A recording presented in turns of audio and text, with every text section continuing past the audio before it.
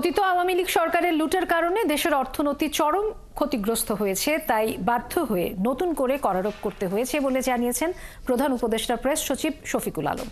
রোববার রাজধানীর foreign service একাডেমিতে সংবাদ সম্মেলনে তিনি জানান, নতুন করারোপে মানুষের জীবনযাত্রার উপর বড় ধরনের প্রভাব পড়বে না, বরং মূল্যস্ফীতি নিয়ন্ত্রণে অবদান রাখবে।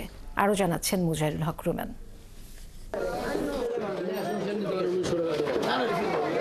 অর্থ বছরের মাঝামাঝি সময়ে হঠাৎ করেই সরকার শতাধিক পণ্য ও সেবার উপর মূল্য সংযোজন কর আরোপ করেছে। এর ফলে এরই মধ্যে বাজারে নানা পণ্যের দাম বেড়ে গেছে। রবিবার সংবাদ সম্মেলনে প্রধান উপদেষ্টার প্রেস সচিব শফিকুল আলম জানান, গত 5 মাসে 42,000 কোটি টাকা রাজস্ব কম আদায় হয়েছে। আওয়ামী লীগ সরকারের সময় লুটপাটে দেশের অর্থনীতি ভঙ্গুর অবস্থায় পড়েছে।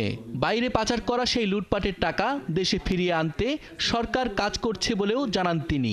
কিভাবে টাকাটা গিয়েছে, কিভাবে চুরিটা হয়েছে এবং চুরির পরে টাকার যে ট্রেলটা, এটাকে বের করে কোথায় এটা নিয়ে গেছে, যে সমস্ত জায়গায় চলে গেছে, সেটা যেই দেশই হোক তাদের সাথে আমরা কন্ট্যাক্ট করছি, তাদের সাথে আমরা জানাচ্ছি যে আমরা সাসপেক্ট করছি তোমার এখানে টাকাটা চলে গেছে, তুমি আমাদেরকে কোঅপারেট করো, এবং আমরা ওভারওয়েলমিং সাপোর্ট সবার কাছ থেকে পাচ্ছি।